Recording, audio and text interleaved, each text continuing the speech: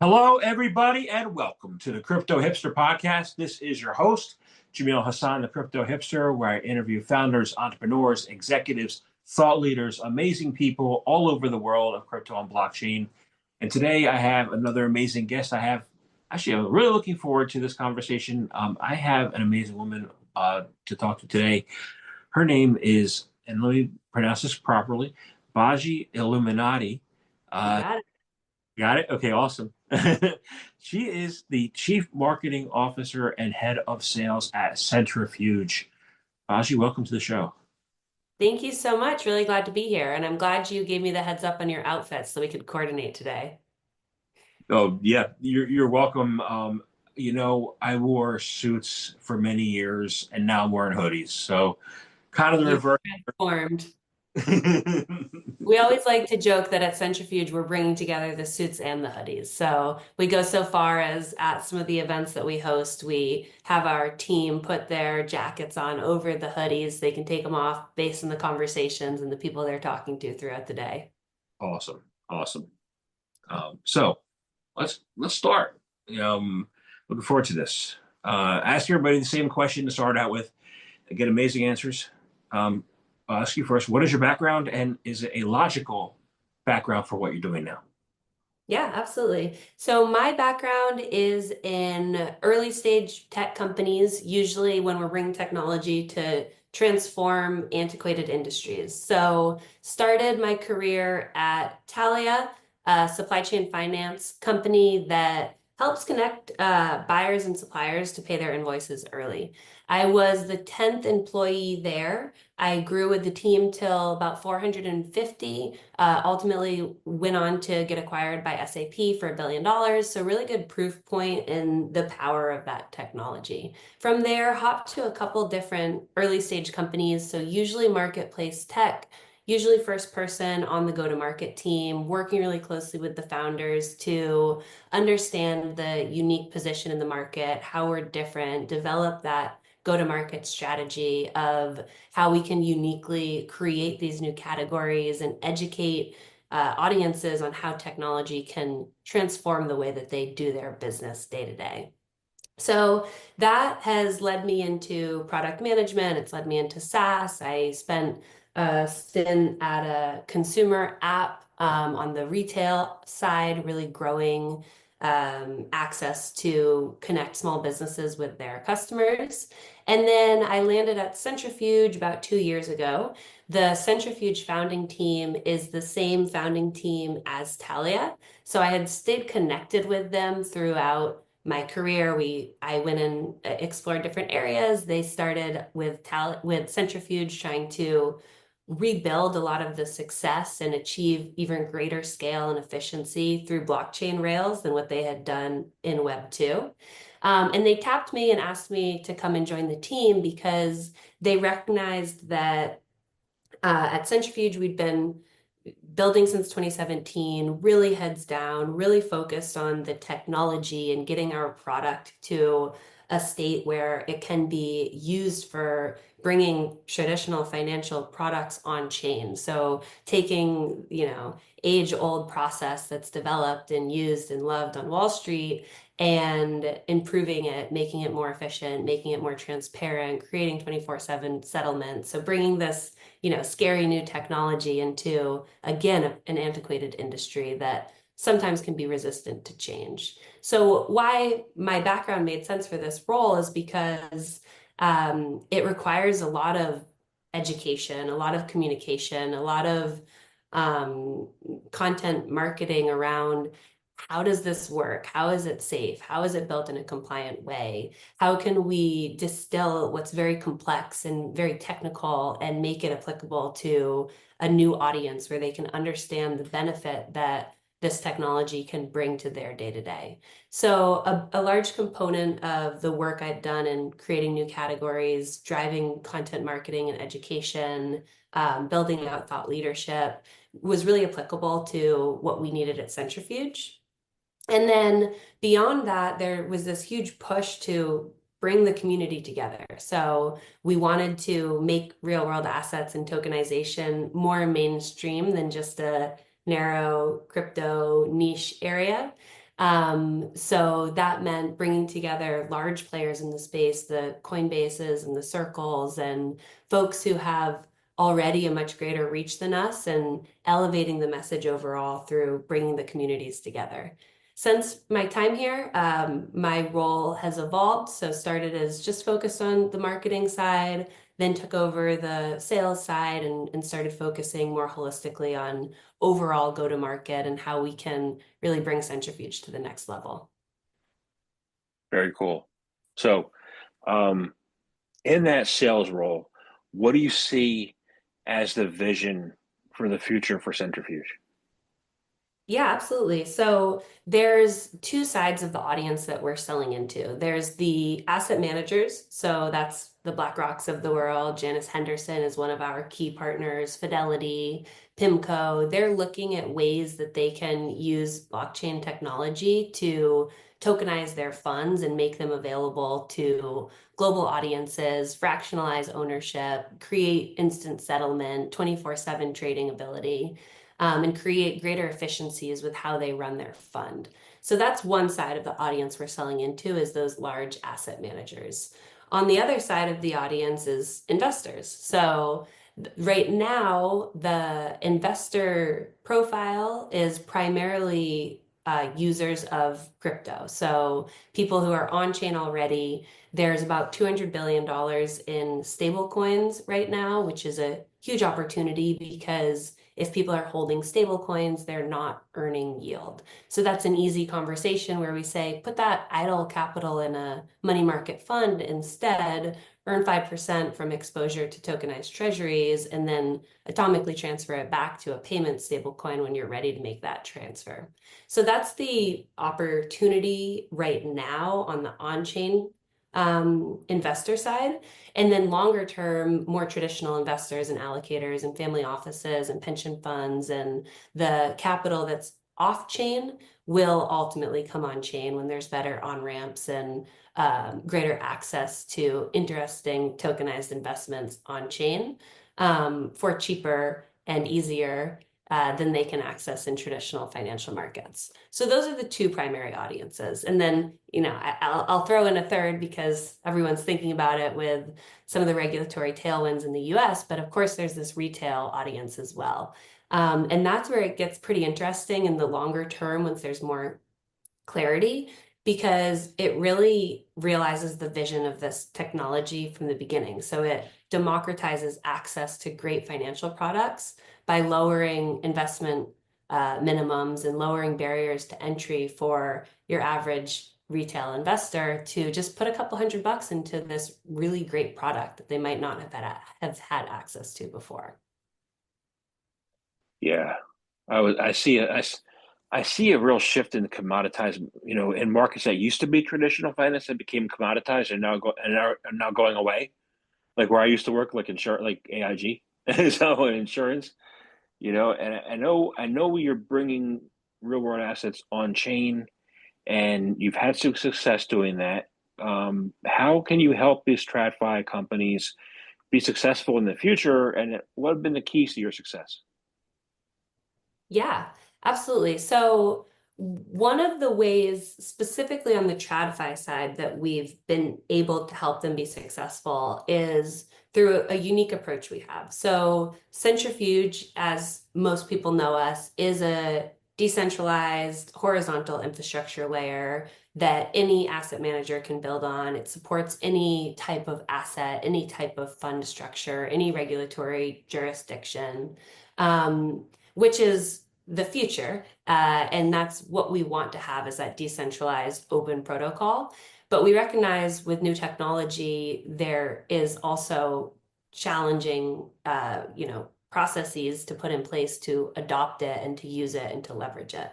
So what we did is we created an asset manager that's called Anemoy. So it's vertically integrated. It is able to spin up regulated funds, and we're able to use this as an on-ramp for TradFi. So that's one of the ways that we're working with our partner Janus Henderson, for instance, is they first came on as a sub-advisor to an Anemoy fund. So it means a lower barrier to entry, lower upfront startup costs, lower capital and resource requirement from their side to get started, but they're able to test it out, prove the value, get access to this on-chain world, and then ultimately go on to create their own funds. So we see that regulated fund structure, the sub-advisor entry point, as a really good starting point for a lot of these TradFi folks that we're working with. And that's allowed us to be successful with a lot of these partnerships and has allowed us to help get greater adoption from the institutional managers that we're talking to on the sell side. I would think, and I could be wrong, but I would think that there's lots and lots of opportunity in pensions, because that's something that has been really damaged throughout the last couple of decades, right? So how do you see them being able to embrace and adopt not just Bitcoin, but other cryptocurrencies and blockchain for people's future pensions? Yeah, it's interesting because I mean, when you think of crypto and blockchain overall, there's the two sides of it. There's Bitcoin and cryptocurrencies, which are an incredible investment opportunity, but also highly volatile. And then there's blockchain technology, which is the backbone that's powering the, future of finance. And then with the blockchain side of it, that's where we're really focused on spinning up more traditional funds. So a tokenized treasury fund, a CLO fund, a variety of security tokens, which are considered, crypto tokens as well, but they're regulated, and making those available in the same markets that the cryptocurrencies are available. So with pensions and with allocators who want to get exposure to on-chain yields, we view the products that Centrifuge are bringing as a great way to have a more holistic portfolio where you might have some exposure to Bitcoin, but then you also have exposure to a money market fund that's earning you a stable 6 or 8 or 10% yield so that you can hedge some of that volatility and that risk. I think we're seeing a very interesting dichotomy in the market right now. You got some people, institutions are celebrating that we're in a bull market. Everybody's talking about real world assets, right? You have traders who are in meme coins who are making bank, and you have all the retail people, retail investors who are long-term investors who are getting crushed. You know, I don't understand the market right now, but it seems to shift more towards RWAs on the institutional side. What do you think the future is, and why are they favorable while every rest of the market isn't? Yeah, it is interesting. I mean, there's a couple layers to unpack there. One, the meme cycle is real, and people can come in and they can make a lot of money, but they can also get scammed and they can also lose a lot of money. And interestingly, there was some good data that came out around the Trump coin, and they that launch of that coin on-ramped a significant number of new users that had never participated in crypto trading before. But then what they saw when they dug a couple levels deeper was that they didn't do anything after that. So they didn't get excited and start looking at other coins or start doing research or start investing in other areas. They parked their money in Trump coin and probably lost quite a lot of money, or hopefully didn't. But the question there is, does that actually bring positive sentiment to the industry? Does that bring new users, and does that bring new excitement, and does that bring the energy that we want to institutionalize the work that we're doing? So there's varying views and opinions on that cycle. But what we view is that with the volatility and with the craziness, it highlights the importance of stability and real yield and the true work that we're doing. So generally, like the marketer in me says, all PR is good PR. So there's energy and there's excitement and there's conversation happening around what is crypto? Why is everyone talking about it? How do I get involved? What does this mean? So there's that pull of it being talked about in mainstream media and it being covered across various news cycles.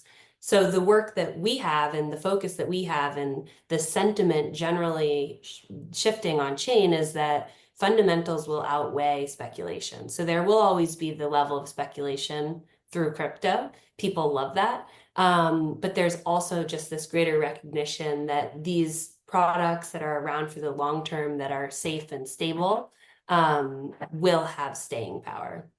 Paired on top of that with the more institutional side of it, which you mentioned, and seeing regulatory tailwinds and really positive news coming from the Trump administration and a lot of the new folks that he put in place, is again back to my decoupling of the cryptocurrencies and that trading world compared to the blockchain technology that these asset managers and the institutions are using.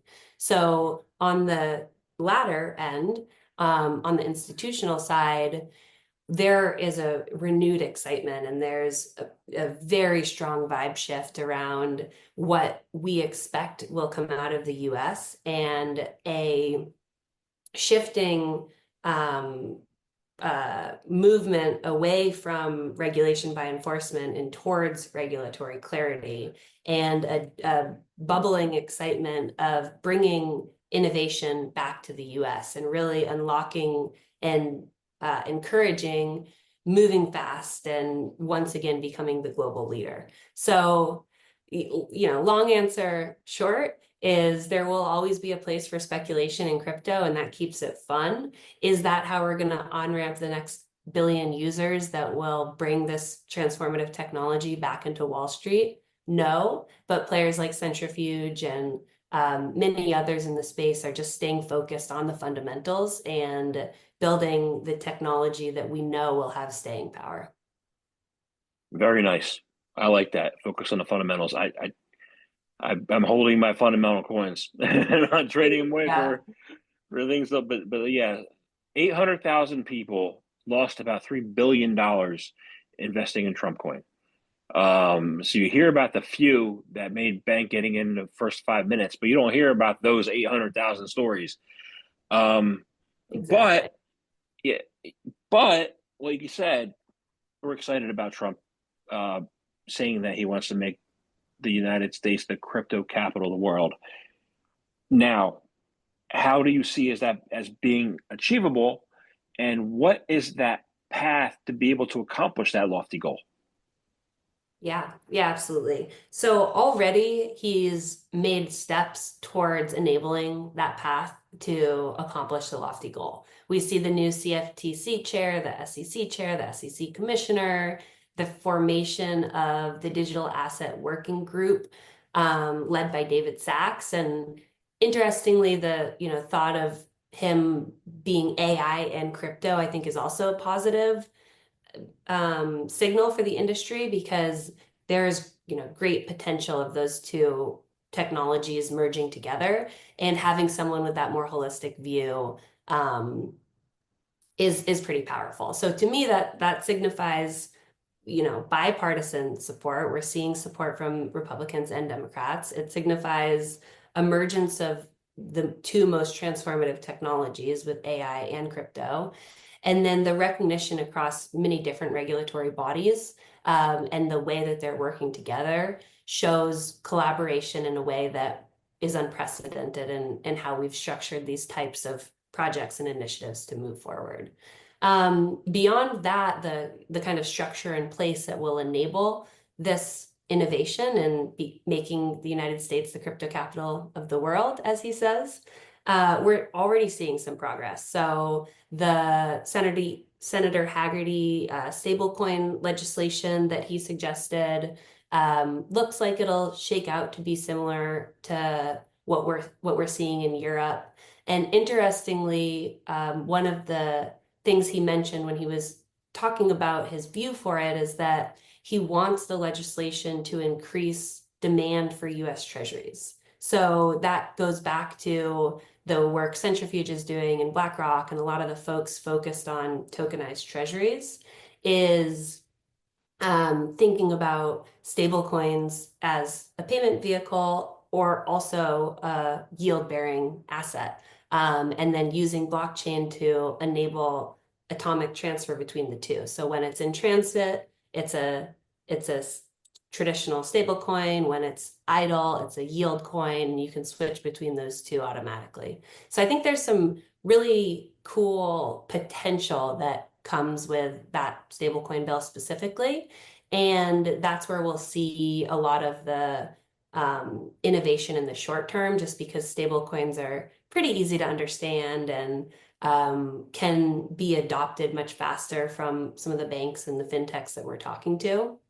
So there's a lot of speculation that, you hear people say every bank will have a stablecoin strategy by the end of 2025, and we're going to start seeing that adoption very, very quickly. So excited to see the progress there.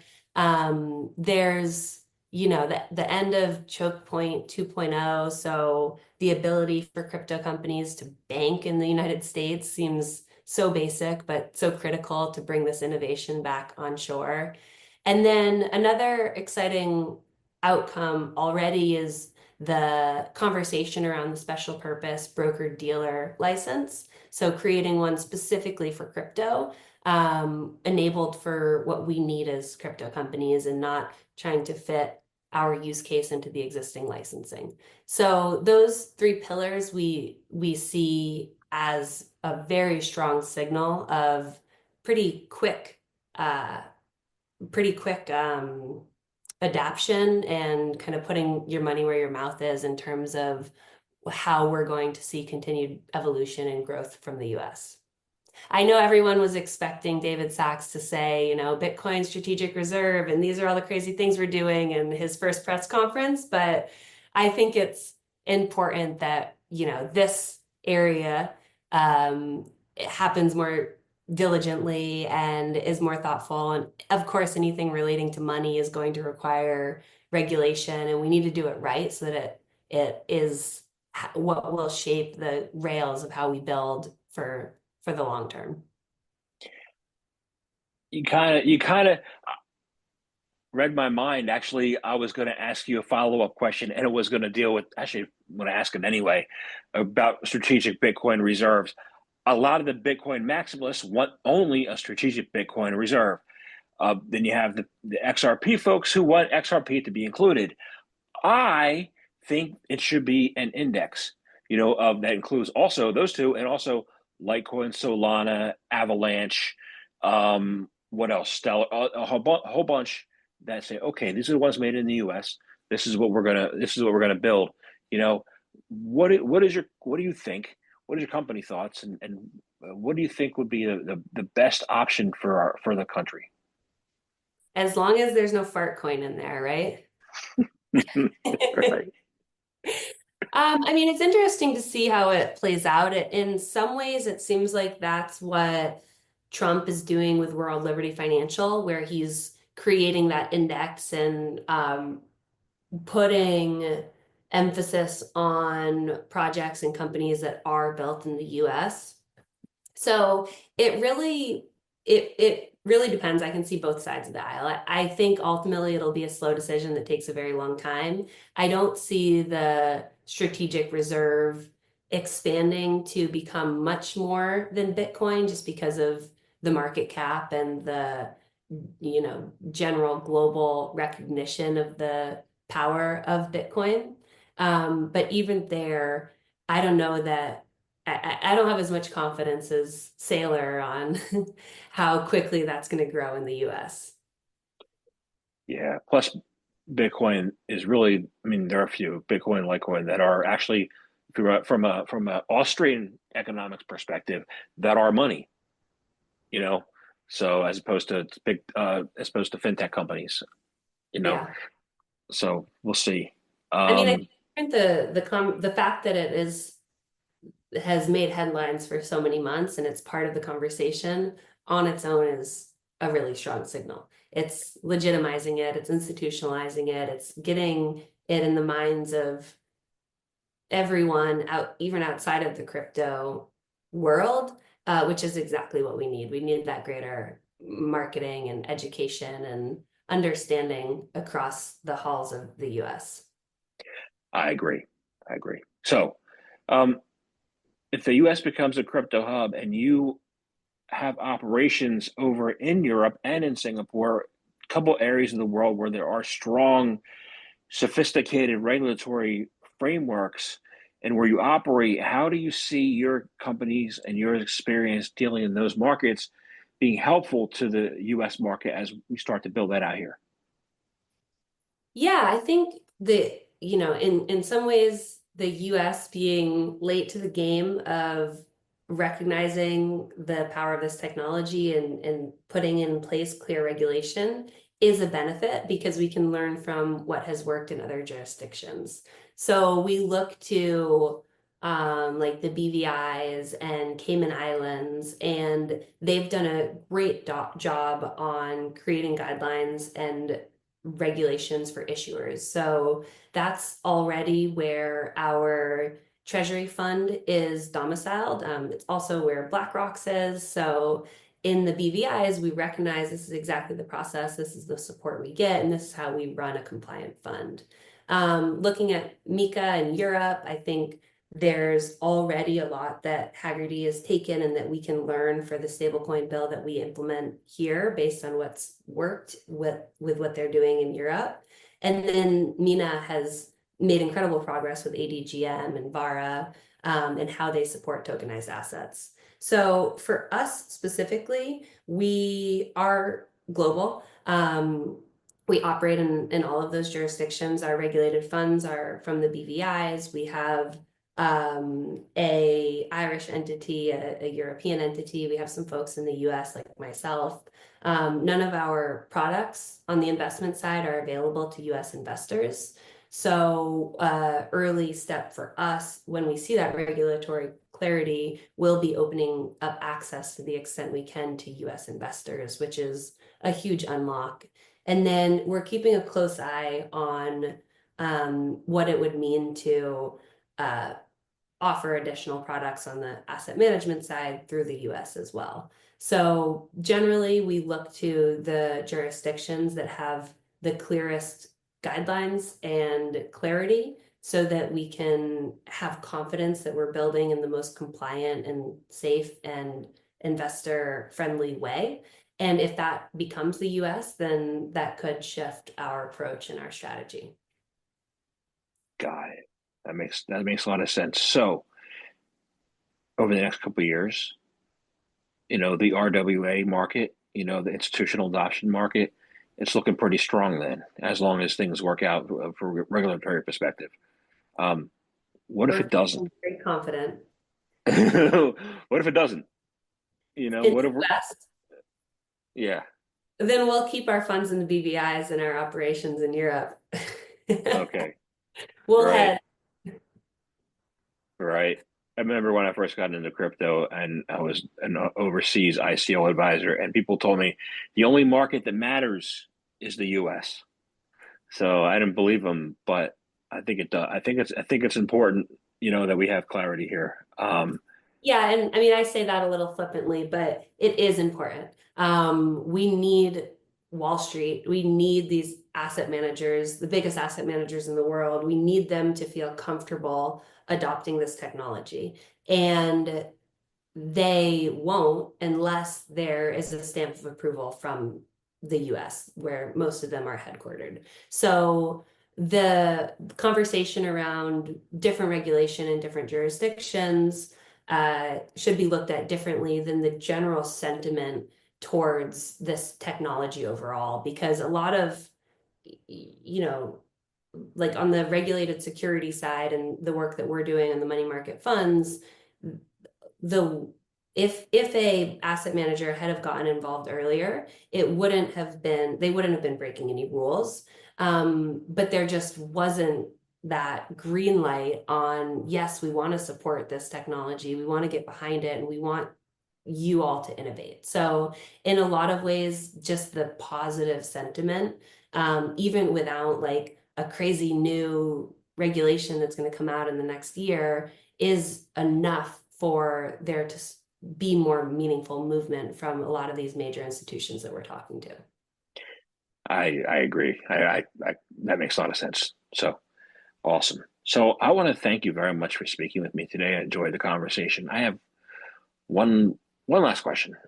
It's how can people find out more information about Centrifuge, about you, for all the great things that your company is doing? How can they do that?